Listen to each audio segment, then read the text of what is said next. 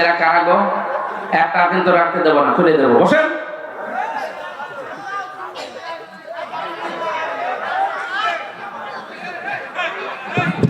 না না, রিভাব দেন, রিভাব দেন। আরে এতক্ষণ সময় লাগে এদের বসতে।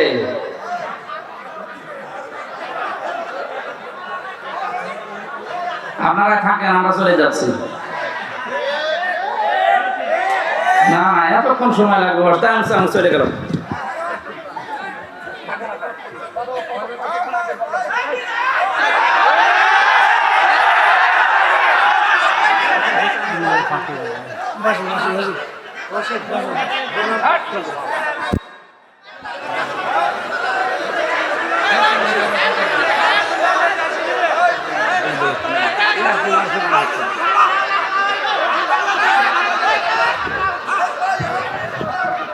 কতক্ষণ আগে বসতে বলেছি, এখন অনেকে বসেনি। সামনে থেকে একটা ক্যামেরা দিয়ে দেবে না তো, কোনো ক্যামেরার দরকার নেই। ছাতা কথা যারা শোনে না এদের দরকার নেই।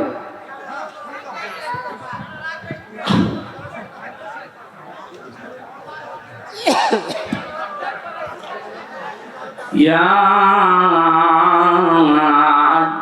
আইয়ুহাল্লাযীনা আমানু দুখুলু ফিস-সিলমি কাফা।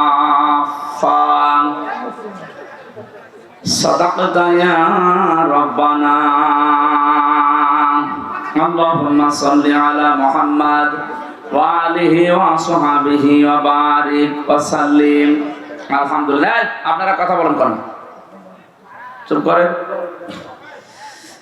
রাজশাহী জেলার বাগমারা থানার অন্তর্গত বাসড়া হেলফুল ফজল যুব সংঘের উদ্যোগে আয়োজিত তাফসীরুল কোরআন মাহফিলের সনাতন সভাপতি, যত নাম দিয়েছেন সভাপতির নাম খুঁজতে তো 7 মিনিট লাগবে। অধ্যাপক ওহিদুল ইসলাম, প্রধান অতিথি জনাব আলহাজ ডাক্তার মোহাম্মদ আব্দুল বারী। কিচ্ছু লাগবে না ভাই, কিচ্ছু লাগবে না, একেবারে চুপ করে বসে খেয়ে বসে পড়েন। এখানে যদি কেউ আসে না তার খবর আছে, কেউ আসবেনও না, কেউ এখান থেকে যাবেনও না। এই সমস্ত মানে জ্ঞান জামের কারণে এই মাহফিল গুলো এখন বাদ দিয়ে দিচ্ছে। সেমিনার ছাড়াই ঝামেলা কথা বলে মজা হয় না। আমি বলে যাই, মানুষ আন্দাজে সিল দিয়ে যায়। আপনি 10 মিনিট সময়, কিন্তু একটা বিষয় এখান থেকে নিয়ে যাওয়া লাগবে। এত রাত পর্যন্ত বসে আছেন, আগানে মাগানে আমি আন্দাজে চিল্লালাম, আপনারা হায় করে বাড়ি চলে গেলেন, তো কি হবে? আমি যে সালাম দিলাম আসার পরে, না আমি অনেকের মুখের দিকে তাকিয়েছিলাম, জবাব পাইনি। আর জবাব যা দিয়েছেন, কি জবাব! হযরত আদম আলাইহিস সালামকে আল্লাহ রাব্বুল আলামিন বানানোর পর ওনাকে জান্নাতের ভেতরে পাঠিয়েছিলেন, যাও জান্নাত দেখে আসো। হযরত জিবরাইল সাথে ছিলেন। যত ফেরেশতারা দায়িত্ব ছিল নিয়োজিত, তিনি সালাম দিয়েছিলেন, আসসালামু আলাইকুম ওয়া রাহমাতুল্লাহি ওয়া বারাকাতুহু। যারা তার দায়িত্বে ছিল নিয়োজিত সবাই বলেছিল, ওয়া আলাইকুম আসসালাম ওয়া রাহমাতুল্লাহি ওয়া বারাকাতুহু। আল্লাহ এত খুশি হয়েছিলেন, ওই দিন থেকে ঘোষণা দিয়েছেন যে কিয়ামত পর্যন্ত আদমের সন্তান দুনিয়াতে যারা আসবে তাদের জন্য এটা বিধিবদ্ধ করে দিলাম। পৃথিবীতে সালামের মতো উত্তম দোয়া আর নেই। সালাম দেওয়া মানে আপনি আমার কাছ থেকে নিরাপত্তা, শান্তি, স্বস্তি পেয়ে গেলেন। আমার দ্বারা আপনার আর কোনো ক্ষতি হবে না। যদিও এখন অনেক এইটা উল্টিয়ে ফেলেছে, সালাম দিয়ে বলে দেন। বড় ভাই এসেছে, মেজ ভাই এসেছে, ছোট ভাই এসেছে, উনি সালাম পাঠিয়েছে। ওর নাম কি সালাম নাকি? ও তো চাঁদাবাজি করার জন্য পাঠিয়েছে, একে সালাম বলে? সালাম মানে আমার দ্বারা আপনার কোনো সমস্যা নেই। আর সালাম দিয়ে ওরা চাঁদাবাজি করে, এগুলো জবাই করার দরকার। কথা বুঝতেছে? কিন্তু আমাদের দেশ সহ বিশ্বের বহু দেশে এই সালাম শব্দটা এখনো শুদ্ধ উচ্চারণে হয় না। শিক্ষিত মানুষ আমরা দেখি, এরা সালাম দেয় আসসালামু আলাইকুম, যারা জবাব দেয় ওয়ালাইকুম, কি এটা কি ইয়াকি মারা জিনিস নাকি? জান্নাতের ভেতরে প্রবেশ করার সময় এই শব্দ দিয়ে আপনাকে সম্ভাষণ জানাবে ফেরেশতারা, সালামুন আলাইকুম তিবতুম ফাদখুলুহা খালিদিন, শান্তির সাথে প্রবেশ করেন। এই শব্দটাকে আজ যারা এখনো পর্যন্ত উচ্চারণই শেখেননি তাদের কপাল নষ্ট হওয়া না, আজকে থেকে ঠিক করে নেবেন। আসসালামু আলাইকুম, আদম থেকে শুরু করে আমাদের নবী পর্যন্ত প্রত্যেকের সুন্নাহ ছিল এটা, তারা সালাম দিত। কি দিত? আমিও দিয়েছিলাম, কিন্তু জবাব যা দিয়েছিলেন ওইভাবে না। ওয়া আলাইকুম আসসালাম ওয়া রাহমাতুল্লাহি ওয়া বারাকাতুহু। যতটুকু বলবে তুমি ততটুকুই বলো, তার চাইতে বেশি করে বলো। আমরা মাহফিলের অনেক অতিথির নাম দেখছি, এমনি রাত হয়ে গেছে, এত রাত পর্যন্ত আসলে কথা বলা ঠিক না। রাত বাজে এখন 11টা। আগামী থেকে অনুষ্ঠানগুলো আমরা এই 2-3টা করে আর নেওয়া যাবে না। সাংগঠনিক ভাবে এক এক জেলায় হয়তো 2-3টা করে আসবো। এসার পরে সাইদি সাহেবের মতো উঠবো, রাত 9:30 10টায় যেন শেষ হয়ে যায়। তাছাড়া এই আজকে দুপুরে একটা, মাগরিবের পর একটা, এসার পর একটা, রাত 10টায় একটা, আমি কি মরে যাব? আর মানুষের ফজরের নামাজ আছে, তাহাজ্জুদ পড়ে, অনেকে কর্মজীবন আছে। চারিদিকে খেয়াল করে আমরা অনুষ্ঠানগুলো আগামী থেকে সাজাবো। আর এই সারা রাত ব্যাপী যে সমস্ত জেলায় হয়, সারা বাংলাদেশের শুধু এই পাবনা, সিরাজগঞ্জ আর রাজশাহী এই এলাকাটায় আমি দেখি, এগুলো সারা রাত ব্যাপী না, এগুলো ঠিক না ভাই। ইসারে সাওয়াবের নাম দিয়ে, জশ্নে জুলুসের নাম দিয়ে আপনি সারা রাত মানুষকে জাগিয়ে রাখবেন। কে বলেছে আপনাকে? আপনি নবী সাইদি ইসলাম বেশি বোঝেন? এশার নামাজের পরে গুরুত্বপূর্ণ কাজ না থাকলে তিনি ঘুমিয়ে পড়তেন, আর আমাদের এশার নামাজের পরে কাজ শুরু হয়। এগুলো ঠিক না। আশা করছে আগামী থেকে এগুলো পাল্টাবে। প্রত্যেকটি জায়গায় আগামী থেকে যেখানে আসবো লিখে দেবেন আমার নিচে, বাদ এশা, প্রধান বক্তা বাদ এশা লিখে দেবেন। আপনি যে বক্তা আমাদের দেন, প্রধান, দ্বিতীয়, চতুর্থ, পঞ্চম যা দেবেন, কিন্তু এশার পরে তুলে দেবেন। আমার মনে হয় 9:30 10টায় অনুষ্ঠান শেষ করে দিলে ঘুমও হবে, সকালে কর্মজীবন আছে, সব দিক থেকে আমাদের পারফেক্ট।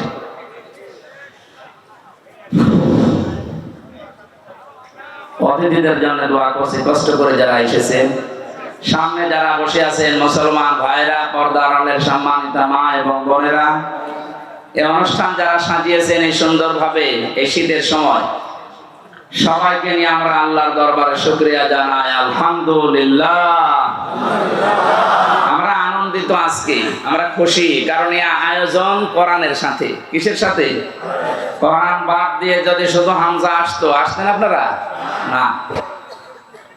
قل بفضل الله وبرحمته فبذلك فليفرحوا هو خير مما يجمعون। নবী আপনি বলুন, তামাম দুনিয়া যা গেইন করে যাবে, যা কিছু অর্জন করে আনন্দ করে, এগুলো একটাও আনন্দের বিষয় না। এদিকে তাকান, এগুলো একটাও আনন্দের বিষয় না। যা পেয়েছে মানুষ, যা পাবে, সব অস্থায়ী। আজ আছে, কাল নেই। আপনি কত বড় বড় মহারথীকে দেখতে পাচ্ছেন না? এখন মাথায় দড়ি দিয়ে তাদেরকে নিয়ে যাওয়া হচ্ছে, অসহায় হয়ে গেছে। আজকে আমি ফারুক খানের দিকে তাকালাম, কি অসহায় লোকটা, অথচ দা পড়ছিল কি তার না। এই জন্যই তো আমি আসতে চাই না। ওরে ধরে পিটান না কেন? ওরে ধরে পিটান। মাথায় আমার হালকা তার কাটা আছে সাদা।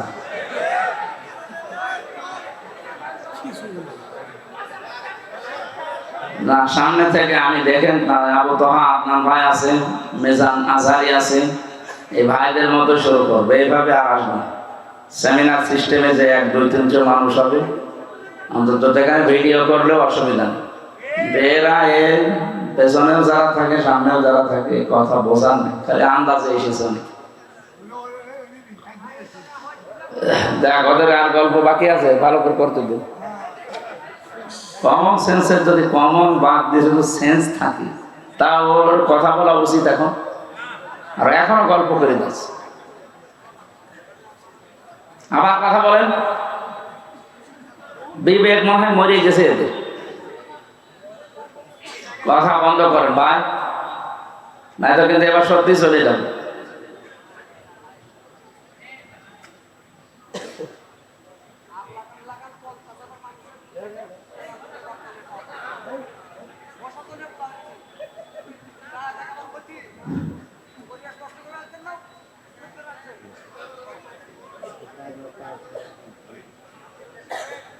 হচ্ছে না, এখনো হয়নি, একেবারে নিস্তব্ধ হওয়া লাগবে।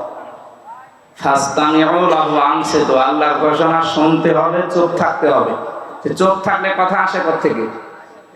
যত বড় গুরুত্বপূর্ণ কাজ ইশারা ছাড়া যদি আবার কেউ কথা বলেছে, আপনি আল্লাহর এই বাণীকে ওভারটেক করছে। আপনার মতো মানুষ এখানে থাকলে আরো গুনাহ হবে। থাক, যে যেভাবে আছে থাক। আর এইগুলো সামনে থেকে আজকে শেষ, এদের কালকে থেকে এদের আর হবে না, বন্ধ করে দেবো। এদের জন্য খুব ঝামেলায় পড়ছে। কথা বন্ধ করে ভাই।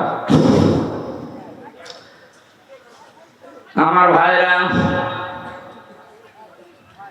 কোরআনে কারীম স্থায়ী আর পৃথিবীর সব কিছুকে আল্লাহ অস্থায়ী বলে ঘোষণা দিয়েছেন। আল্লাহ শুধু এতটুকুই বলে শেষ করে দেননি, আমাল হায়াতুদ দুনিয়া ইল্লা মাতাউল গুরুর। রব্বুল আলামিন বলেন, পৃথিবীর মানুষেরা, দুনিয়ার জীবনটা কিন্তু খেল তামাশা, এটা ধোঁকা। এরা যে কত বড় ধোঁকায় আমাদেরকে ফেলে রেখেছে এখনো পর্যন্ত আমরা টের পাইনি। আপনি মনে করছেন না আমার সম্পদ ধোঁকা মানে হ্যাঁ, আপনার ছেলে মেয়ে ধোঁকা মানে হ্যাঁ, এটাও ধোঁকা। আপনার স্ত্রী ধোঁকা, মা বাবা পর্যন্ত ধোঁকা।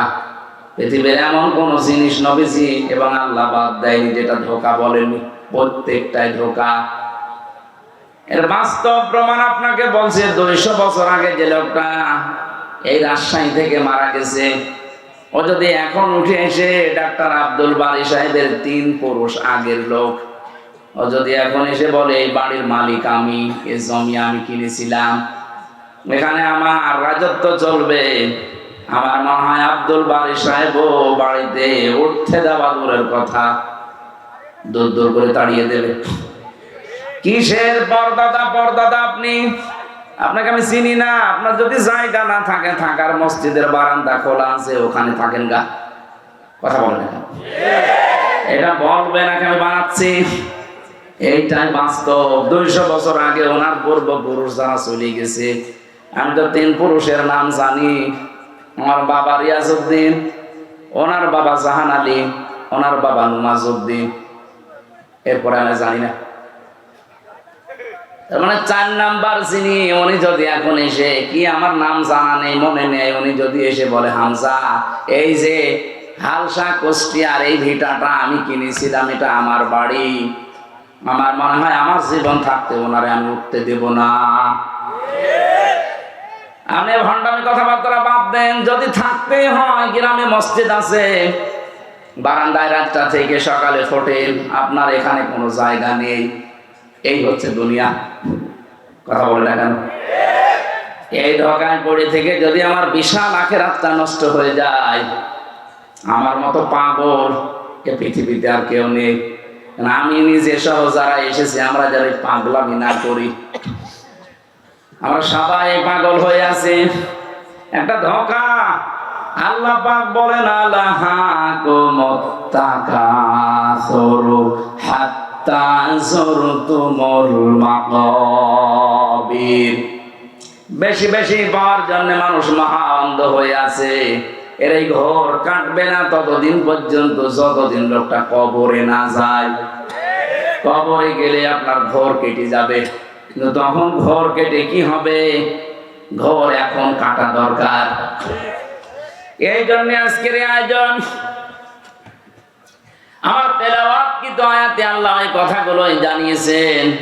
যদি আমরা একটা আয়াতের 3 ভাগের 1 ভাগ পড়েছি, আমার মাথার ভেতরে আয়াত সম্পর্কে যত তথ্য আছে, আমার জীবন শেষ হয়ে গেল, এত কথা বলে শেষ করা যাবে না। এত কথা আল্লাহ দিয়েছেন। তাফসীরুল কোরআন মাহফিল লিখে দিয়েছেন, আমরা তাফসীর আকারে কথা বলবো ইনশাআল্লাহ।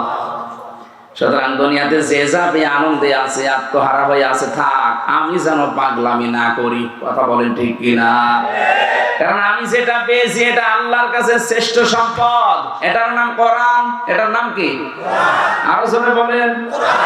এই কোরআনে কারিমের ৬,২৩৬ আয়াত আছে। এটা নির্ভরযোগ্য আর প্রসিদ্ধ। আমরা সবার মুখে মুখে যেটা শুনি ৬,৬৬৬ না, এটা গণনা করে আপনি পাবেন না। ৬,২৩৬ এইটাই সত্য, এটা নির্ভরযোগ্য। রাব্বুল আলামিন এতগুলো আয়াতের মাত্র একটা আয়াতের ৩ ভাগের ১ ভাগে আমাদের আহ্বান জানিয়েছেন, ইয়া আইয়ুহাল্লাযীনা আমানু, ওহে যারা ঈমানের দাবি করো তাদেরকে বলছি, খুব মায়া মহব্বত নিয়ে তোমাদেরকে ডাক দিয়েছি। ৮৫০ কোটির উপরে মানুষ এখন দুনিয়ায়। সবচেয়ে বেশি মানুষ বাস করে খ্রিস্টান ধর্মে। দ্বিতীয় নম্বরে আমরা আছি, ২০০ কোটি আমরা, আর ২৩০ কোটি খ্রিস্টান। বাকি অন্যান্য জাতিরা আছে অল্প অল্প। ৪৫০০ ধর্মের মানুষ এই দুনিয়ায় এখন বাস করছে। ৪৫০০। কত? তাম দুনিয়া মিলে ২৫৭টা রাষ্ট্র আছে, তার ভেতরে বাংলাদেশ একটা। ২৫৭টা রাষ্ট্রে ৪৫০০ ধর্মের মানুষ বাস করে। এর ভেতরে ৫৭টা মুসলমান রাষ্ট্র, বাকিগুলো আংশিক আংশিক আছে। আমেরিকা ১০০ ভাগের ৭০ ভাগ খ্রিস্টান বাস করে, বাকি অন্যান্য জাতি আছে। আমাদের দেশে ১০০ ভাগের ৯৬ ভাগ মুসলিম বাস করে, বাকি অন্যান্য জাতি আছে। আমাদের তুলনায় অন্যান্য জাতি যেরকম সীমিত, দুর্বল তারা।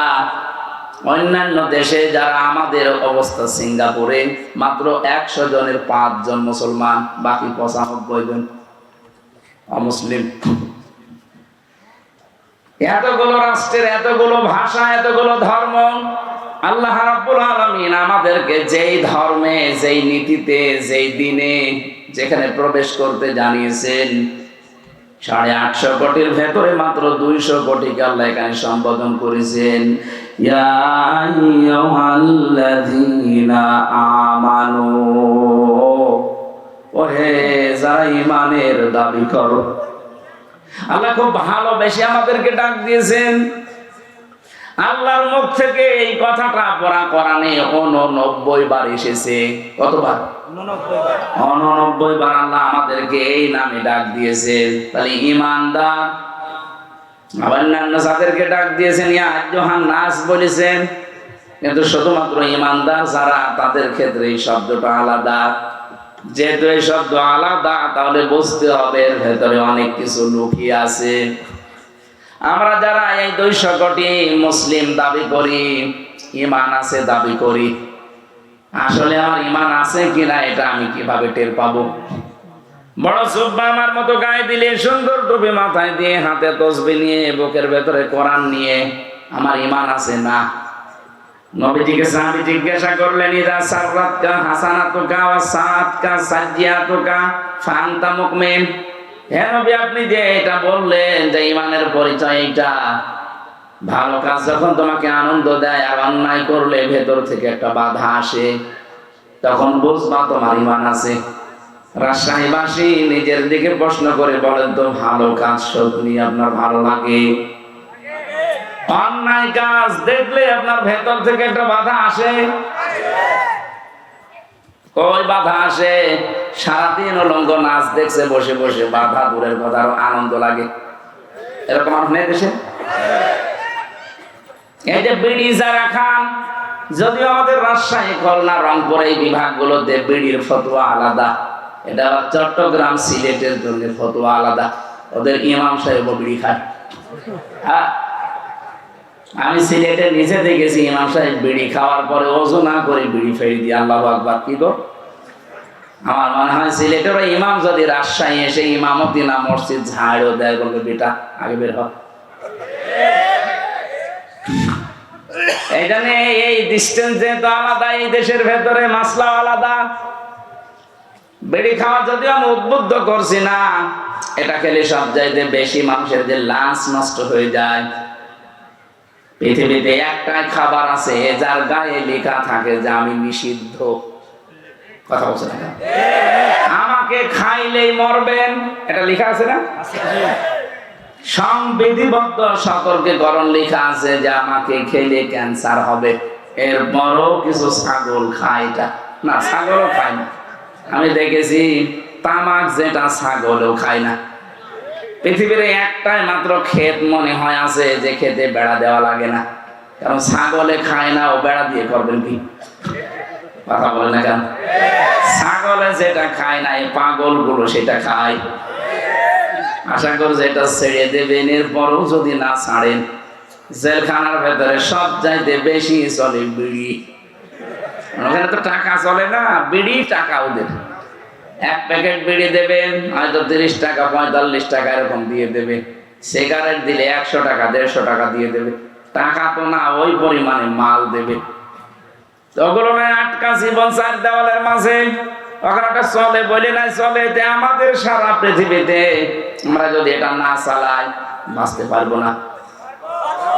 আরে ভাই, আমি যেখানে চাকরি করি আকিস গ্রুপ, তারাই তো এটা বানায়। আপনাকে ছেড়ে দিতে বললে আমার তো চাকরি চলে যাওয়ার কথা, তারপরও বলছি ছেড়ে দেন সবাই। চাকরি থাকে থাক, না থাকে না থাক, আপনারা বাঁচেন। যতগুলো অপচয় হয় বিড়ির মাধ্যমে, শরীরের ক্ষতি, টাকার ক্ষতি, 22,500 কোটি টাকা একটা জরিপ দেখলাম, শুধু মানুষ ধোয়া দিয়ে উড়িয়ে দিচ্ছে। এই কাজটা আপনার মন ডেকে বলবে যেটা খারাপ, এরপরও অনেকে খায় আর বলে আমার টেনশন দূর করার জন্য। বিড়ি খেলে টেনশন আরো বাড়বে, কারণ জিনিসপত্র তো নষ্ট হয়ে যাচ্ছে। কথা বলে না কেন? এটা আশা করছে এটা ছেড়ে দেবেন, আমার এইটা বলার উদ্দেশ্য না। আমি একটা টাচ দিলাম। ইমানদার আপনি আছেন কিনা বুঝবেন, ভালো কাজ আপনাকে আনন্দ দেবেন। অন্যায় দেখলে আপনার ভেতর থেকে একটা বাধা আসবে, তাহলে বুঝবেন যে আপনি মুমিন। এখানে যাদের মোবাইলে এমন দৃশ্য আছে যেটা নিজে নিজে দেখলে খুব ভালো লাগে, আনন্দ লাগে, আর অন্য কেউ দেখলেই লজ্জায় পড়ে যান, এটা খারাপ কাজ কিনা বলেন তো? বলেন বলেন। এরকম যাদের আছে, যদি এই মুহূর্তে আপনি ওটা ডিলিট করে না ফেলেন, আর যদি সিদ্ধান্ত নেন যে না আমি এরকম কোন কাজে আর যাব না, আপনার দাঁড়িয়ে থাকতে পারে, আপনি নামাজ পড়তে পারেন, কিন্তু আপনার ঈমান নেই। অন্যায় দেখলে যেটা বিবেকে মেনে নেয় না, ভেতর থেকে একটা বাধা আসবেই। কিন্তু 15.5 বছরে অন্যায় দেখার পরও দেখলাম অনেকের বাধা আসে নাই, আরো আনন্দে করেছে। বিশেষ করে আয়না ঘরের সাথে যারা জড়িত, মানবতার সাথে এত জুলুম পৃথিবীতে জাহিরি যুগে হয়নি। এত বড় বড় নখ হয়ে যায় এক একজনের, এত বড় বড় নখ হয়ে যায়, চুল দাড়ি গো মনে হচ্ছে জঙ্গল থেকে বেরিয়ে আসছে, এরকম দৃশ্য ওই জায়গায়। ওখানে যারা দায়িত্বে ছিলেন, আমার মাঝে মাঝে মনে হতো আল্লাহ এদের কি মা বাবা নেই, ছেলে মেয়ে স্ত্রী নেই, এরা বাইরে যে সংসার করে কি করে? অন্তত এখানে যারা দায়িত্ব পালন করে যায়, এগুলো কি মানুষ? কত কঠিন অন্তরের মানুষেরা বলেন তো। একটা মানুষকে 2 দিন 5 দিন না, 2 বছর 5 বছর 8 বছর 10 বছর 14 বছর একটা ঘরের ভেতরে তালাবদ্ধ করে রেখেছেন। ঘর মানে কি? কবর। মাটির নিচে একদিকে, এদিকে 3.5 হাত, এদিকে 1.5 হাত। এই অবস্থার সৃষ্টি যারা করেছিলেন, তারা মানবতা লঙ্ঘন করেননি। আলেমদের মাথায় দড়ি দিয়ে, পায়ে ডান্ডা বেড়ি দিয়ে, হাতে পেছনে আবার হ্যান্ডকাপ বেঁধে নিয়ে যেতেন আদালত, তখন মানবতা লঙ্ঘন হয়নি। আর এখন পলক সাহেবকে নাকি ডিভিশন দেয়নি, এই জন্য ওনার মানবতা লঙ্ঘন হচ্ছে। কোথায় ছিলেন আপনি উকিল সাহেব? আমার মতো হামসাকে 3টা বছর যোগাযোগ বিচ্ছিন্ন রেখেছিল জঙ্গিদের ভেতরে, 24 ঘন্টা তালাবদ্ধ করে রেখেছিল ফাঁসির ওই কন্ডেম সেলে। কত কারারক্ষীকে দিয়ে খবর পাঠিয়েছিলাম, কোথায় ছিলেন আপনি? এখন মানবতা লঙ্ঘন হচ্ছে। উনি এমপি মানুষ, ওনারে দেয়নি ডিভিশন। কিসের এমপি? 8 8 সাল, 14 সাল, 18 সাল, 24 সালে যারা নির্বাচনের মাধ্যমে নির্বাচিত হয়েছেন, একটাও এমপি না, সব অবৈধ ভোটচোর। কে বলেছে আপনাকে এমপি? আসলে অবৈধ সন্তান এগুলো। তাছাড়া অবৈধ জিনিসকে আপনি বৈধ বলে চালিয়ে দিলেন তামাম দুনিয়ার কাছে। যারা নির্বাচিত হয়েছি, এত বড় মিথ্যা কথা বলেন কি করে বলেন? এই জন্য এই 4 বারে যারা এমপি হয়েছেন এরা নির্বাচিত এমপি না, এরা সিলেকশনের এমপি। এদেরকে আমরা ভোট দেইনি, এই জন্য এরা ভোট চোর। এদের নামে সাবেক এমপি, সাবেক মন্ত্রী, সাবেক উপজেলা চেয়ারম্যান লেখা যাবে না। আর আমরা চাই যারা এতদিন দায়িত্বে ছিলেন 15.5 বছরে যত টাকা রাষ্ট্রের কাছ থেকে নিয়েছেন বেতন আর ভাতা হিসাবে সব টাকা ফেরত দেওয়া লাগবে, নয়তো আপনার কোনো মাপ নেই। আর আপনি এখন বসে বসে, এখন শুনলাম ভেতরে বসে তসবিহ টিপতেছে, আস্তাগফিরুল্লাহ, আস্তাগফিরুল্লাহ, আস্তাগফিরুল্লাহ। আপনার আস্তাগফিরুল্লাহ কিয়ামতের আগে কবুল হবে না, কারণ আপনি তো আল্লাহর কাছে অপরাধ করেননি, আপনি অপরাধ করেছেন হামজার কাছে। কথা বলছেন না কেন? এই জন্য অপরাধ যার কাছে স্বীকার করবেন তার কাছে। শুধু এতটুকুই না, স্বীকার করার পরে তার যে ক্ষতি হয়েছে এই ক্ষতিপূরণ তাকে দেবেন। আপনার কারণে এই বাংলাদেশে বহু মানুষ চাকরি পায়নি। খালি দলীয় পরিচয় খুঁজতেন, যে দেখেছে না আমার দলের লোক না, তার যোগ্যতা থাকার পরও তাকে চাকরি দেননি, এটা তার উপরে অবিচার। আপনি নিজে একটা অবৈধ চেয়ারে বসে আছেন, আর একটা বৈধ মানুষকে তার চেয়ারে বসতে দেন না। আপনার মতো এত বড় জালেম পৃথিবীতে আর নেই। সুতরাং 15.5 বছরে এরকম জুলুম যারা করেছেন, বিশেষ করে মিথ্যা মামলা যারা দিতেন, জেলখানা আমি এক একজনকে পেয়েছিলাম, এক একজনের নামে 313টা মামলা পেয়েছি, 570টা মামলা পেয়েছি। সারা জীবন হাজিরা দিলে শেষ হবে না।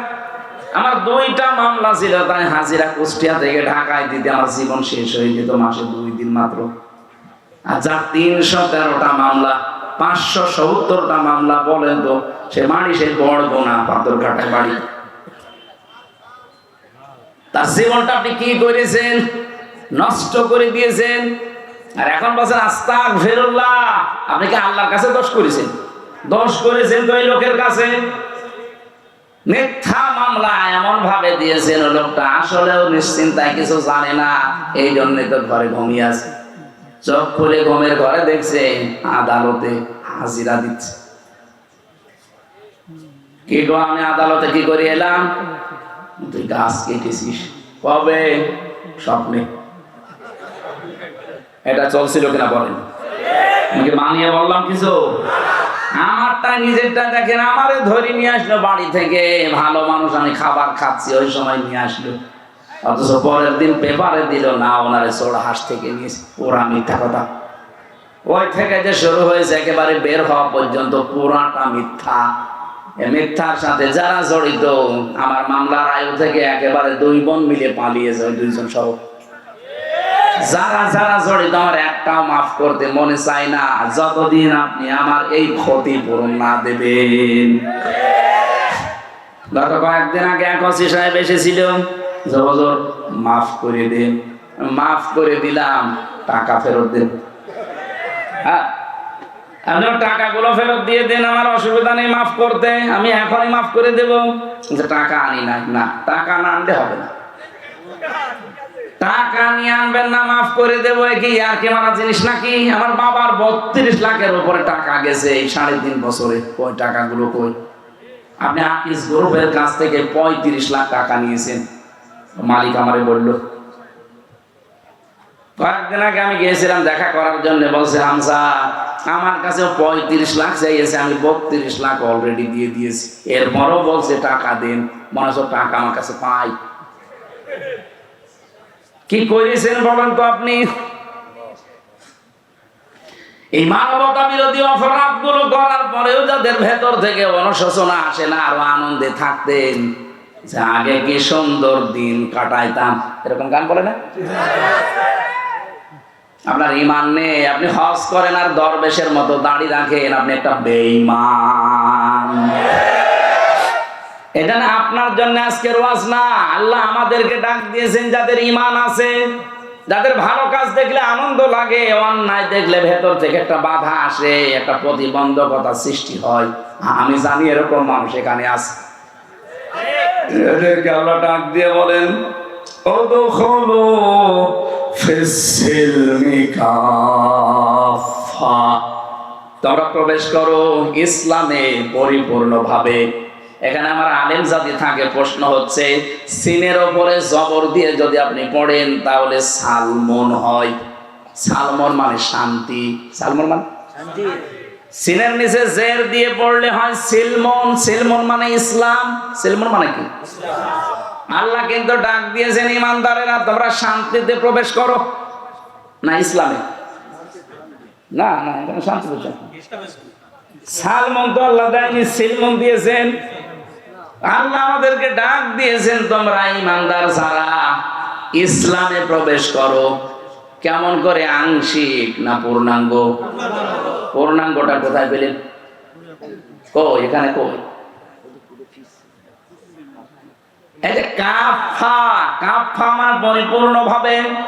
অর্ধেক ঢুকবেন অর্ধেক ঢুকবেন না, হবে না। পরিপূর্ণভাবে ইসলামে আপনাকে প্রবেশ করা লাগবে। এখন আমার প্রশ্ন, আমি যে ইসলামে পরিপূর্ণ প্রবেশ করেছি আমি কিভাবে টের পাবো? আমার টের পাওয়া লাগবে না? আমার তো বোঝা লাগবে যে আমি ইসলামে আল্লাহর এই কথা শোনার পরে পরিপূর্ণভাবে প্রবেশ করেছি। আমি যতগুলো তাফসীর মিলিয়েছি, মুফাসসিরিন ইকরাম বলেন তুমি যদি দেখো তোমার এই প্র্যাকটিক্যাল লাইফে জীবদ্দশায় 5টা কাজ তোমার ভেতরে পাওয়া যাচ্ছে, তাহলে বুঝবা যে আমি ইসলামে পরিপূর্ণ প্রবেশ করেছি। এখন আপনি নিজের সাথে মিলাবেন, দেখবেন এই 5টা কাজ আপনার জীবনে আছে কিনা।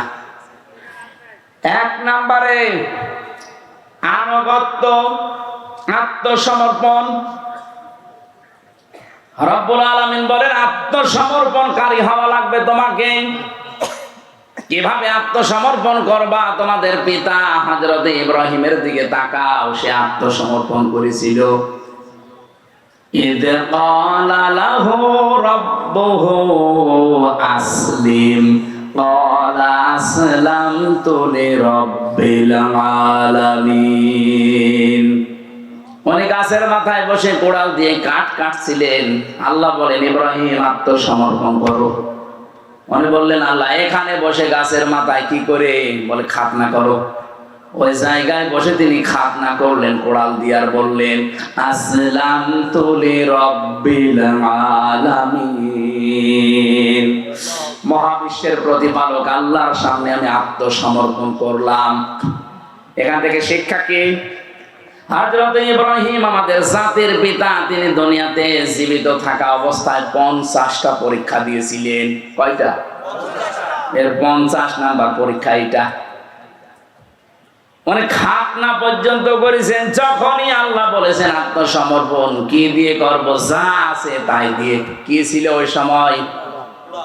কোড়াল ছিল, ওইটা দিয়ে কি কাটবে? বলে হ্যাঁ খাতনা করো। খাতনার ভেতরে অনেকগুলো উপকার আছে।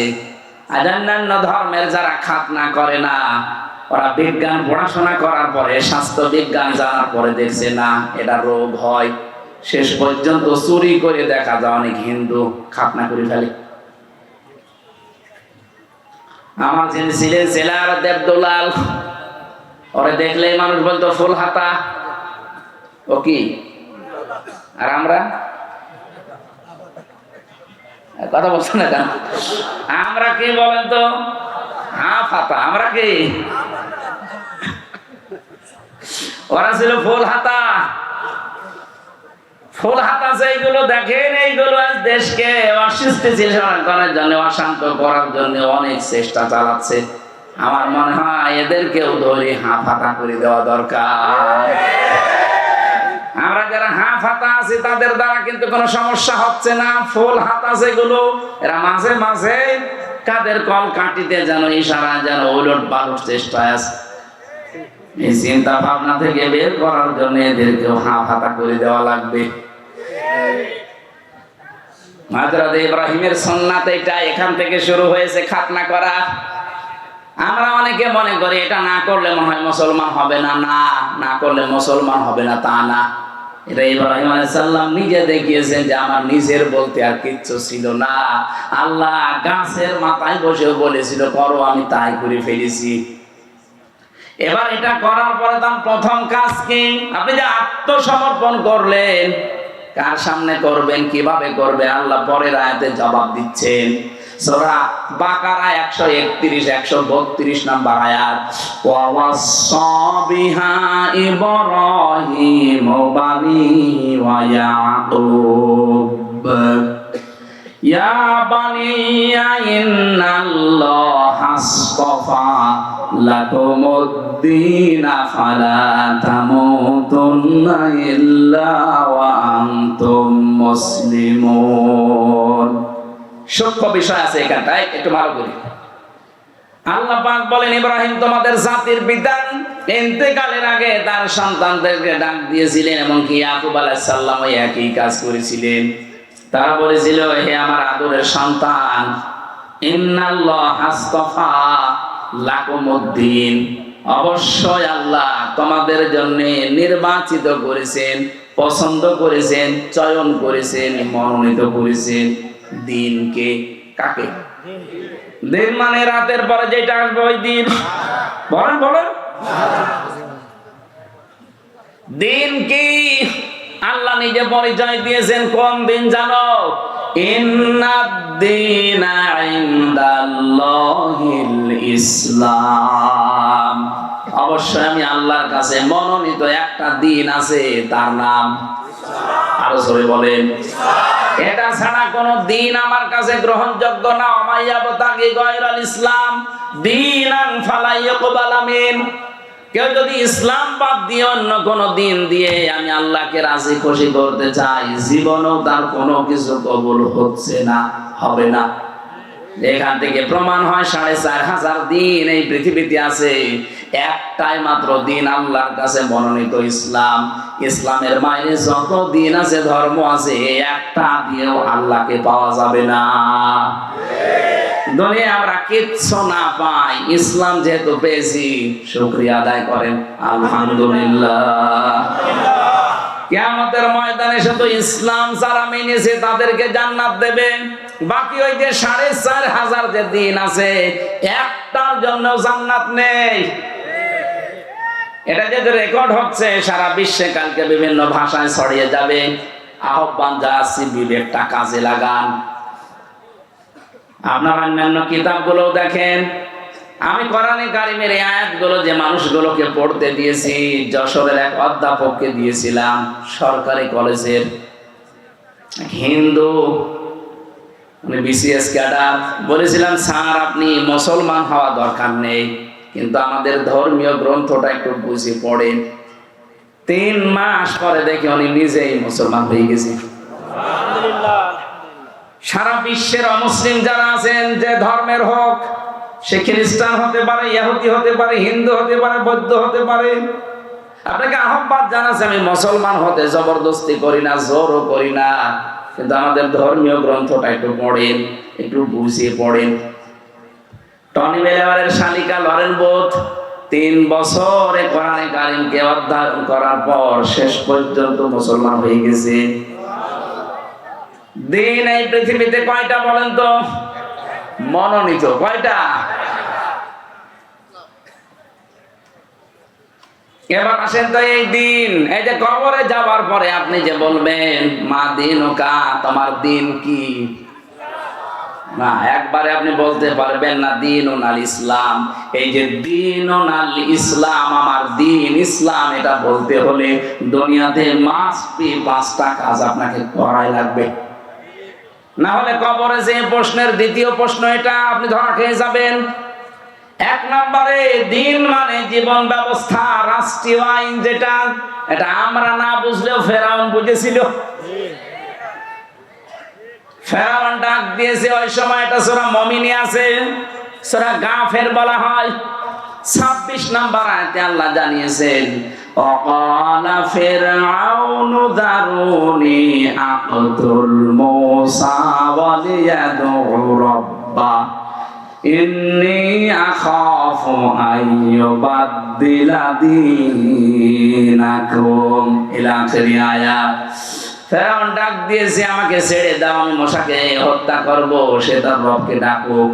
আমি ভয় পাচ্ছি, আশঙ্কা করছি সে আমার দিনকে পাল্টিয়ে দেবে। এখানে দিন মানে রাষ্ট্রীয় আইন। দিন মানে কি? রাষ্ট্র আইন। ফেরাউন বুঝলো দিন মানে রাষ্ট্রীয় আইন, আর আমরা মুসলমান এখন পর্যন্ত দিন মানে যে রাষ্ট্রের আইন এটা মানতে চাই না। আর এগুলো রাষ্ট্র থেকে বাদ দেওয়ার পায় তারা চলছে। এক কথা বলে না কেন?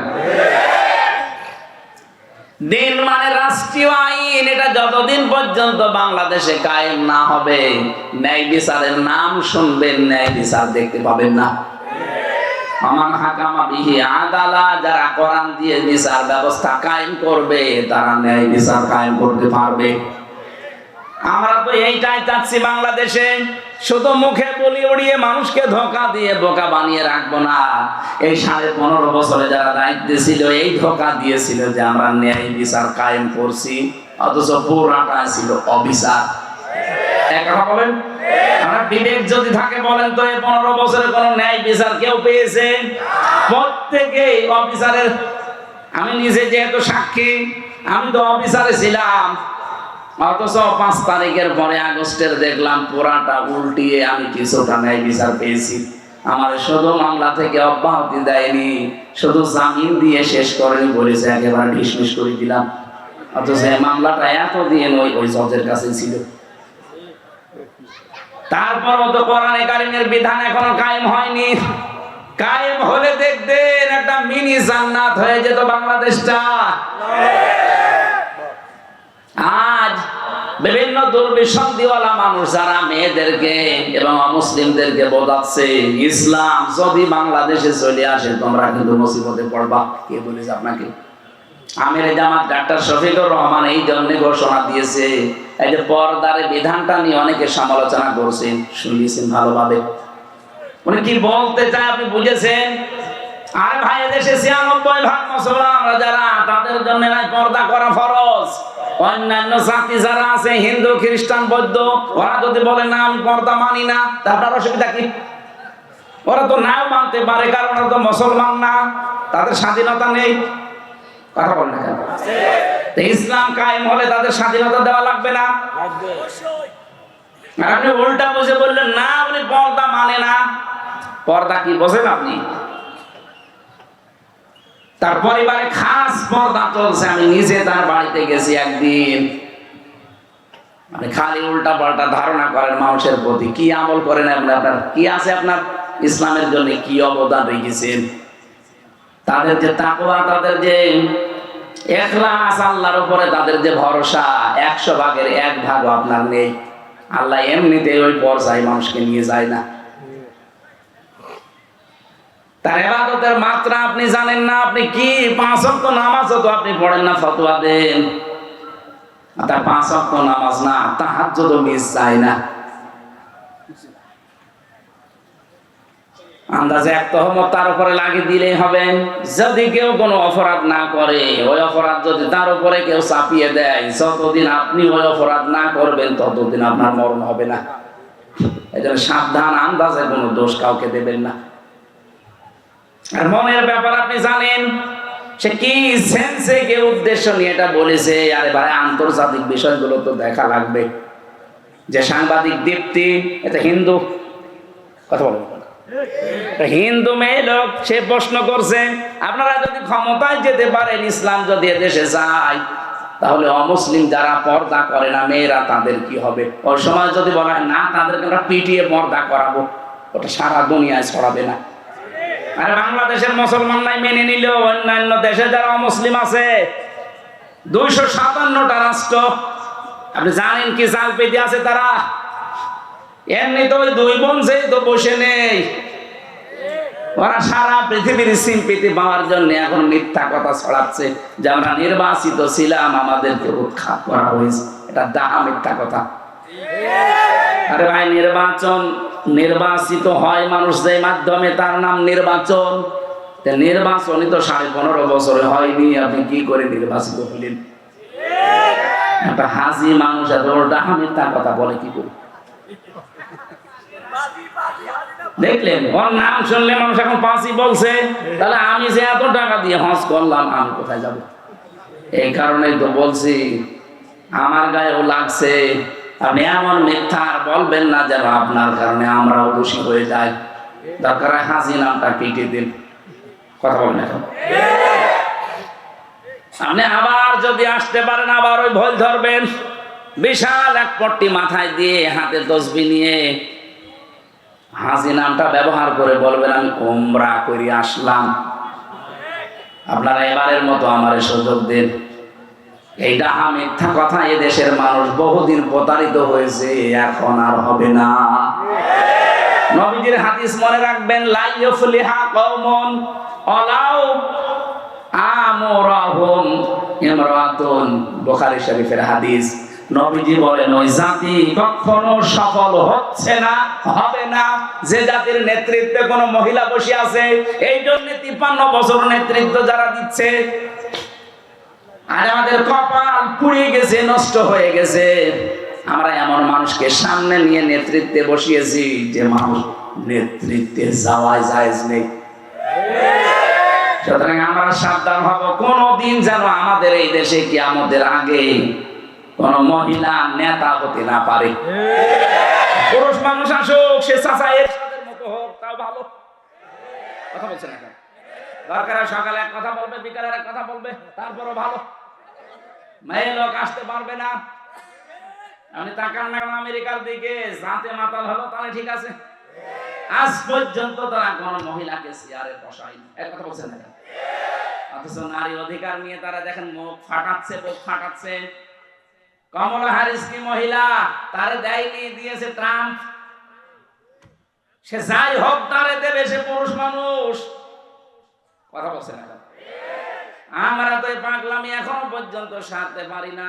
এখন মনে হয় সারবে। সামনে কোন মহিলা আসতে পারবে না এই দেশে। আপনি যদি আমেরিকার নীতি নিয়ে চলতে চান তো সেটা করেন না কেন? তারা যেমন মহিলাকে সামনে রাখে না, আপনিও রাখতে পারবেন না। আমরা চাই যারা রাজনীতি করছেন, আপনি আপনার দলকে বলেন যে ভাই আমি রাজনীতি করছি, করবো, কিন্তু মেয়ে লোক যেন সামনে না আসে। লা ইউফলিহা কওমুন ওয়ালাউ আমরাহুম ইমরাতুন, কখনো ওই জাতি সফল হচ্ছে না, হবে না। নবীজি গ্যারান্টি দিচ্ছে কোনদিন মিথ্যা হতে পারে? আমরা কার ভরসায় আছি? উনি এখনো পর্যন্ত যদি বলে আমি আসতেছি, লিস্ট করে রাখো, আপনি আসবেন কি করে? আপনাকে তো চেয়ারে বসানো জায়েজ নেই। কথা বলে না কেন? আমি এটা বলতাম না, বলছি এই কারণে মিথ্যা কিছু তথ্য ফেসবুকে মানুষ ছড়িয়ে বিভ্রান্ত ছড়াচ্ছে। গত পরশুদিন আমি ছিলাম সেই মৌলভীবাজার, ওখানকার এসপি সাহেব আমাকে বলছিলেন যে কথাটা মানুষকে জানাবেন, ফেসবুকের কোন তথ্য নিয়ে মানুষ যেন আন্দাজে উন্মাদনায় না ভোগে। এটার দ্বারা বিশৃঙ্খলা তৈরি করেছে মানুষ এই মিথ্যা তথ্য দিয়ে। এগুলো অধিকাংশ ছড়াচ্ছে বাইরের এই দাদা বাবুদের দেশে কিছু মানুষ আছে তারা। কয়েকদিন আগে সিঙ্গাপুরে, মালয়েশিয়া, যে হোটেলে যেখানে উঠে দেখি আল্লাহর ওলি বেরিয়ে আসছে। এগো দোয়া করেন, 5 তারিখের আগে ওরা পালিয়ে ওখানে বসে আছে। যে হোটেলে গেছি দেখি 2-4 জন আল্লাহর ওলি আছে। কি করবে এখন? 3 মাস 4 দিন হয়ে গেল, কোল কিনারা পারছে না। এখন ফেসবুকের মাধ্যমে ওরা বাইরে থেকে এই বিভ্রান্ত গুলো ছড়াচ্ছে, যেন মানুষ উশৃঙ্খল হয়ে দেশে একটা হট্টগোল বাঁধিয়ে দেয়, আর বহির্বিশ্ব যেন দেখে যে না, আগেই ভালো ছিল। যেন আমরা শক্ত হাতে এটা দমন করতে চাই। ফেসবুকের কোন কথা বিশ্বাস করে ওখানে পা দিয়ে আপনি বিশৃঙ্খলা করলে আপনি নিজের পায়ে নিজে কোড়াল মারবেন। পৃথিবীর ইতিহাস কি বলে? আজ পর্যন্ত কোন পলাতক যারা পালিয়েছে ওরা ফিরে এসেছে আপনি একটা দেখান তো। চেঙ্গিস খান, হিটলার, এটা কি 850 বছর আগে যিনি পালিয়েছে, লক্ষণ সেন, কই ফিরে আর আসেনি, কবর চলে গেছে। তাকে পুড়িয়ে ফেলেছে যে অন্য ধর্মের মুসলমান দাবি করে যদি আপনি পালিয়ে যেয়ে থাকেন, আপনিও বিশ্বাস করতে পারেন ফিরে আসা এই পৃথিবীতে সম্ভব না, তাহলে ইতিহাস পাল্টে যাবে। পলাতকরা কোনোদিন ফিরে আসে না, কারণ জানে যে আমরা অপরাধী। হেলিকপ্টারে আসার সময় আমি পাইলটকে বলছিলাম, এই যে আপনি দরজাটা লাগিয়ে দিলেন, হুক মাত্র, হুকটা একটু ছুটে গেলেই তো নিচে পড়ে যাবে, হুজুর হাত দিয়েন না, হাত দিয়ে যদি হুকটা খুলে যায় তাহলে কিন্তু সত্যি পড়ে যাবেন। মাঝে মাঝে ওই সময় আমার মনে হচ্ছিল, আল্লাহ, দুই বোন একসাথে পালিয়ে গেল, যদি হুকটা একটু খুলে যেত, একটু হুক খুলে গেলে হয়তো বাংলাদেশের যে কোনো এক জায়গায় পড়ে যেত। কথা বলছে না, মানুষ পিটিয়ে মেরে ফেলতো।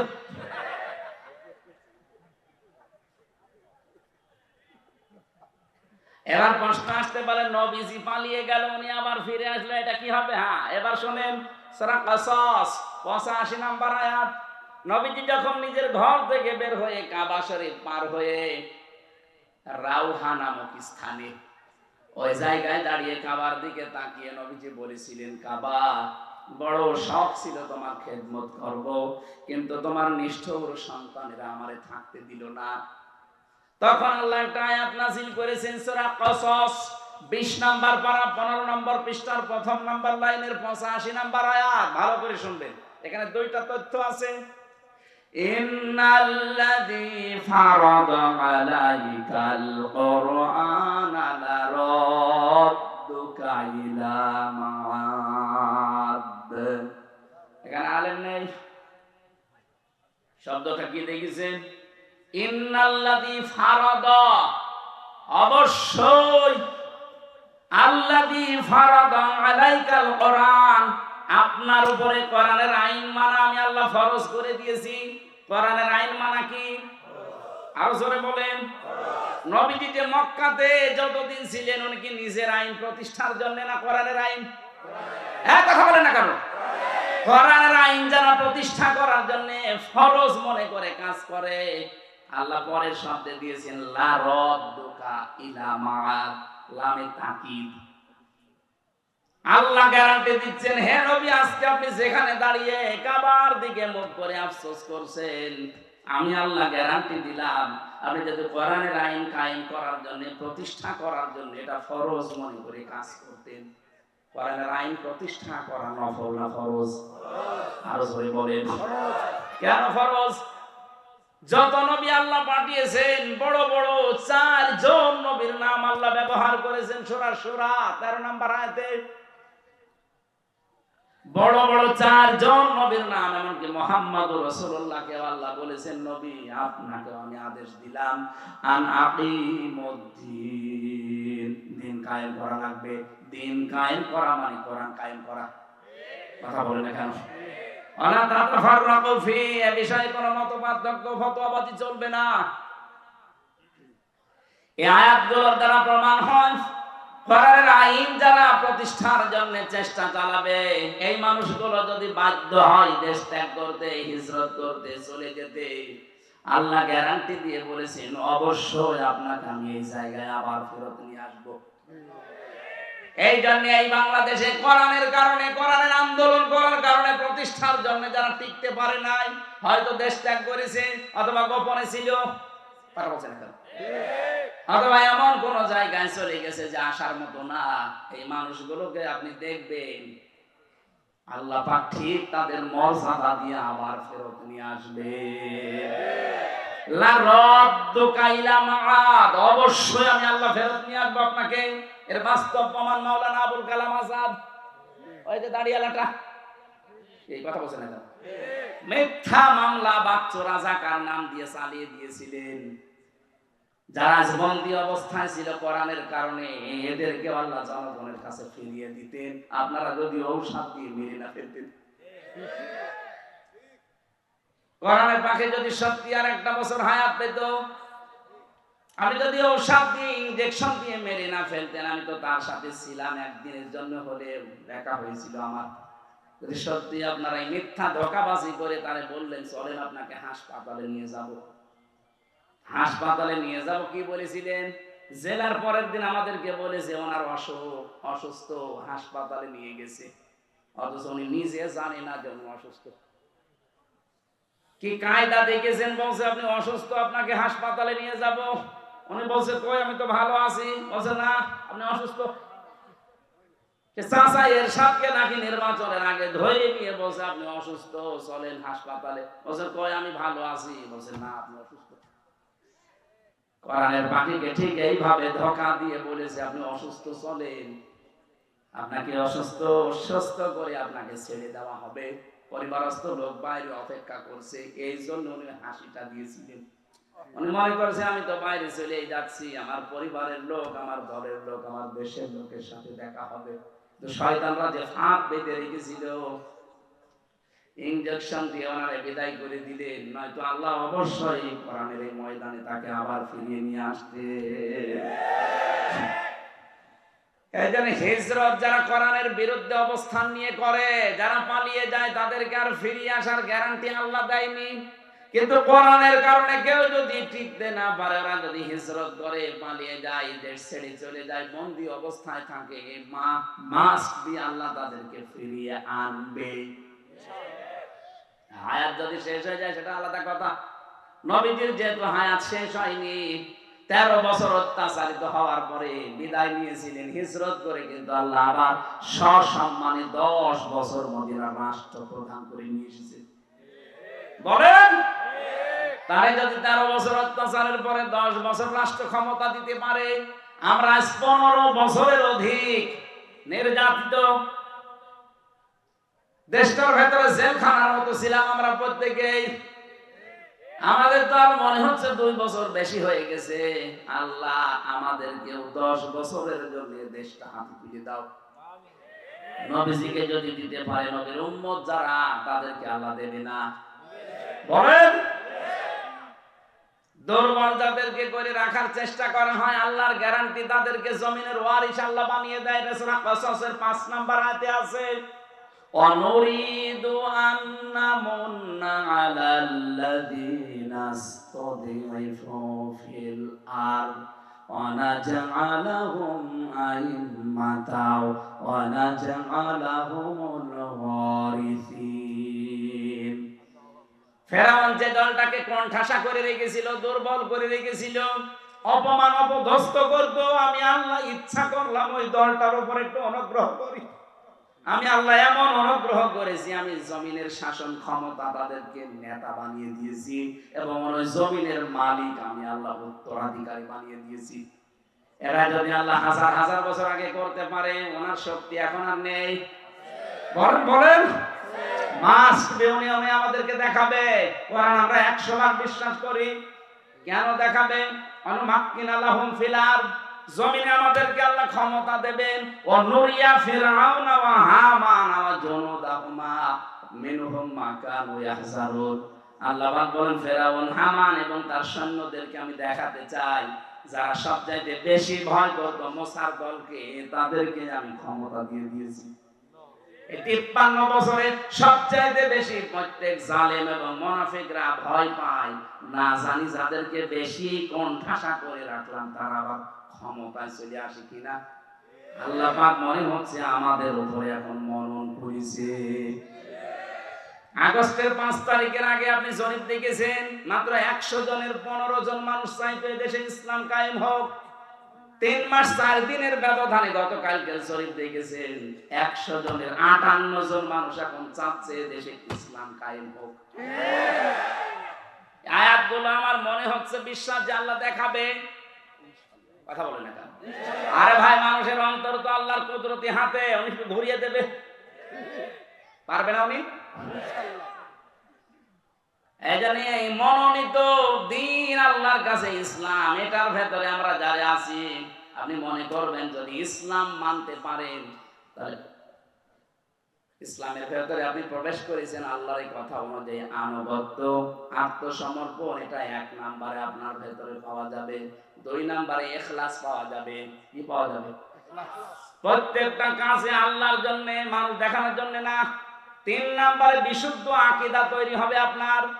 যদিও বাংলাদেশ সহ বিশ্বে, বিশেষ করে বাংলাদেশ, ভারত, পাকিস্তান, এই 3টা দেশে জামাতি ইসলামী নেই। বলেন, এই 3টা দেশে আমি গেছি, দেখেছি এই মজলুম দলটার উপরে কিছু আলেম নামধারী, আমি আলেম তাদের বলি না, কারণ তারা এদের বইগুলো পুরাটা পড়ে না, আন্দাজে ফতোয়া দেয়। এই মাজলুম দলটার উপরে আকীদার প্রশ্ন তুলে একটা বিভ্রান্তি ছড়ায় মানুষের মাঝে যে এদের আকীদা ঠিক নেই। একটা মাজলুম দলের উপরে, মাজলুম মানুষগুলোর উপরে এরকম মিথ্যা তহমত আপনি দিতে পারলেন, এই লোকটা যা করেছে আপনার 14 বংশ মিলে করতে পারবে না। তার এতটুকু হায়াতে যত বই লিখেছে, আপনি 10 ডবল হায়াত পেলেও 5টা বই লিখতে পারবেন না। তার যে ইসলামের অর্থনীতিতে যে খেদমত করেছেন, তার যে থিওরি গুলো মুশারাকা, মুদারাবা, মুরাবাহা, বায়ে সালাম, বায়ে ইস্তিসনা, বায়ে মুআজ্জাল, এই সমস্ত বিষয়ের ভেতরে কতগুলো তথ্য লুকিয়ে আছে। ইসলামকে অর্থনৈতিক ভাবে দাঁড় করানো কি করেছেন আপনি? খালি আকীদা খারাপ, আকীদা খারাপ। কি দেখেছেন আকীদার? আকীদা কোনো খারাপ না, কোনো মাসলা মাসাইল নিয়ে হয়তো মতপার্থক্য থাকতে পারে, এটা হবে। কেউ যদি গবেষণা করে কোন মুজতাহিদ কোন মাসলা মাসাইল উদ্ঘাটন করতে যে ভুল করে, তার একটা সওয়াব পাবে, আর যদি ঠিক করে 2টা সওয়াব পাবে। সারা জীবন মাওলানা মওদুদী রাহমাতুল্লাহ আলাইহি উনি গবেষণা করে করে তথ্যগুলো দিয়েছে, যদি ভুলও হয় তাও একটা রসগোল্লা আছে, আর যদি সঠিক হয় 2টা। আপনি কি করলেন? আপনি তো গবেষণাই করেন না। আপনার পেটে বোম মারলে মুজতাহিদ লিখতে কি লাগে আপনি তাও বলতে পারবেন না। আপনি গবেষণা করেছেন কি করে মানুষকে ডোবানো যায়। আকীদার প্রশ্ন যারা তুলছেন, কি আকীদা আপনি তৈরি করেছেন বলেন তো?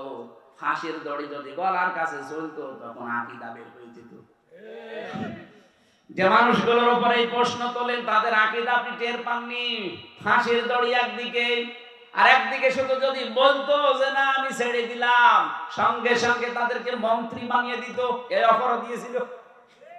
কোরআনের পাখিরে জালেমরা বলেছিল আপনি ছাড় পেয়ে যাবেন, শুধু জামাত ইসলামটা বাদ দিয়ে বলবেন যে আমি নিজে আলাদা একটা দল করলাম। উনি বলেছেন না আমি এটা মানি না, আমি কোরআন হাদিস পড়ে এইটাই পেয়েছি, আমাকে জামাতবদ্ধ হয়ে থাকা লাগবে। জামাতবদ্ধ মানে জামাত ইসলামী করা লাগবে না, আপনি জামাতবদ্ধ হয়ে থাকবেন মুসলমানদের একটা দলে, যেই দলের আকীদাতে এইটা আছে যে সার্বভৌম ক্ষমতার মালিক আল্লাহ, কিন্তু যেই দলের ভেতরে এইটা নেই যে ক্ষমতার মালিক জনগণ, সেই দল মুসলমান করতে পারে না। বাংলাদেশের মানুষ অনেকে করছে না, মুসলমানও দাবি করে। আমি আপনার বিবেকের কাছে প্রশ্ন রাখলাম, আপনি কি করবেন এবার ভাবেন। যারা মনে করেন ক্ষমতার উৎস জনগণ, তারা মুশরিক। কি কথা বলেন না কেন? আন্নাল কুওয়াতা লিল্লাহি জামিআ আয়াত অনুযায়ী তাহলে ইসলামে আমি পরিপূর্ণ প্রবেশ করেছি, এর 3 নাম্বার আলামত হচ্ছে আমার আকীদা বিশুদ্ধ হওয়া লাগবে। 4 নাম্বারে আমার চরিত্র উন্নত হওয়া লাগবে। আমি নাম ধরে বলছি এই কারণে বোঝার জন্য, বাংলাদেশে যারা জামাত ইসলামী করে, যারা ইসলামী ছাত্র শিবির করে, অন্যান্য যাই হোক, ইসলামী অর্থনীতি, এই অর্থনীতির ব্যাপারে কিন্তু তারা আল্লাহর ওলি। চাইলে না পয়সা দিকে পাবেন না। আপনি যদি দেখাতে পারেন যে 10 টাকা এখান থেকে ওখানে উল্টা পাল্টা করেছে, আমি আজকে তাদের গালি দেবো, দেখান। আর অন্যান্য দলের বলেন দরবেশের মতো মানুষ 36,000 কোটি টাকা মারি কাটি করেছে, আর বলে দাড়ি নেই। আরে দাড়ি নেই তাতে কি হবে? চাইলে না পয়সা নড়িয়েছে কিনা বলেন তো? আর দাড়ি থেকে দরবেশ কি করলো? 7টা ব্যাংক থেকে 36,000 কোটি টাকা সরিয়েছে। বাংলাদেশে 2 প্রকার চোর পাওয়া যায়, একটা সিসকে চোর আর একটা জায়দ্রেল চোর। এই ডিম যারা চুরি করে, মুরগি চুরি করে, আলু পটল, এগুলো সিসকে চোর। আর এই যে ব্যাংক ডাকাতি করে যারা, শেয়ার বাজার লুট করে যারা, যারা বেগম পাড়া বানায়, সাহেব পাড়া বানায়, এই মানুষগুলো সিসকে চোর না জায়দ্রেল চোর? হাত কাটার কথা কি সিসকে চোর না জায়দ্রেল চোর? যারা অভাবে চুরি করে, অভাব দূর করে স্বভাব ভালো করে দাও, আর যারা স্বভাবে চুরি করে সাক্ষ্য প্রমাণ ধরা পড়লে হাত কেটে দাও। এটা যদি আজকে সত্যিই কোরআনের বিধানটা থাকতো, সূরা মায়েদার 38 নম্বর আয়াতটা বাংলাদেশে যে কয়টা ধরা পড়েছে, একটাও হাত এখানে থাকার কথা না, সব ঝুলে থাকতো। এক কথা বলেন না কেন? বাংলাদেশ চোর মুক্ত হয়ে যেত এমনি। এজন্য উন্নত চরিত্রের বেলায় এই জায়গা ছাড়া আর কোনো আপোষ নেই, কারণ উন্নত চরিত্র বানাতে ট্রেনিং দেওয়া হয়। আপনি আসেন 6 মাস একটু থাকেন, আপনার চরিত্র উন্নত হয়ে যাবে। চুরি কি জীবনে আপনার ভেতরে আর আসবেই না। 5 নাম্বার লেনদেনে স্বচ্ছ থাকা। আপনার লেনদেন স্বচ্ছ আছে? কোন দোকানে বাকি করলে জীবনে আর ওই দোকানের সামনে দিয়ে যায় না, অন্যদিকে ঘুরে যায়। লেনদেন করছেন। এই পাঁচটা বিষয়, 1 নম্বরে আত্মসমর্পণকারী, 2 নম্বরে আপনাদের মনে নেই কিছু, কি বললো বলেন? হ্যাঁ, ইখলাস লাগবে প্রত্যেকটা কাজে। 3 নম্বরে বিশুদ্ধ আকীদা অর্জন করা লাগবে, বিশ্বাস। 4 নম্বরে চরিত্র করা লাগবে উন্নত। 5 নম্বরে লেনদেন, আপনি স্বচ্ছ থাকবেন। আল্লাহ বলেন এই 5টা আলামত যার ভেতরে দেখতে পাবে সে যেন মনে করে যে আমি ইসলামে পরিপূর্ণ প্রবেশ করেছি। আমরা যারা এসেছি এই 5টা কাজ দুনিয়ায় আদায় করার তৌফিক দেন, আমিন। আল্লাহুম্মা আমিন। লা ইলাহা ইল্লা আনতা সুবহানাকা ইন্নী কুনতু মিনাজ জালিমিন। রব্বুল আলামিন, সারাটা জীবন অপরাধ করে জীবনটা নষ্ট করে ফেলেছি। আমাদের হাত ওঠায় কথা বলতে ভয় করে, লজ্জা করে। জীবনের অপরাধের দিকে তাকিও না, তোমার রহমতের দিকে তাকাও। জিন্দেগীর গুনাহগুলো মাফ করে দাও রব্বুল আলামিন। আমি যেভাবে আরম্ভ করেছিলাম, সারা রাত বললেও মানুষ যেত না। সামনে তাহাজ্জুদের নামাজ, ফজরের নামাজ কর্মজীবনের জন্য আমরা শেষ করে দিয়েছি। যতটুকুই বলেছি আল্লাহ জীবনে আমল করার তৌফিক দাও। সওয়াবগুলো নবীজির রওজায় পৌঁছিয়ে দাও। এ বিশাল আয়োজনে যারা শ্রম দিল আল্লাহ, এই রাজশাহীর মানুষগুলোকে ওমরের মতো কবুল করে নাও। সম্মানিত মা বোনদেরকে মঞ্জুর করো। অসুস্থ হয়ে আছি, এখনো পর্যন্ত আমি শেফায়ে কামেলা জেলা পাইনি। আল্লাহ তুমি আমাকে আগের অবস্থায় আবার ফিরিয়ে দাও। যতটুকুই বলেছি আমার ইমান থেকে বলেছি আল্লাহ, আমি সহ প্রত্যেককে এগুলো মেনে চলার সুযোগ দাও। এলাকায় মাটির নিচে যারা ঘুমিয়ে আছে কবরটা জান্নাত বানিয়ে দাও। আল্লাহুম্মা গফিরলি ওয়ারহামনি ওয়াহদিনি ওয়াফিনি ওয়ারযুকনি ইয়া রাব্বাল আলামিন। আল্লাহ, বাংলাদেশের পরিচিত একজন আলেম মাওলানা একেএম এনামুল হক শাফি, আমার কুষ্টিয়ার গর্বিত সন্তান, আজকে দুপুর বেলা ইন্তেকাল করেছি। আল্লাহ তুমি তাকে মাফ করে দাও। তার সারা জীবনের দিন প্রচারের দায়ী, আল্লাহর কাজগুলো কবুল করো।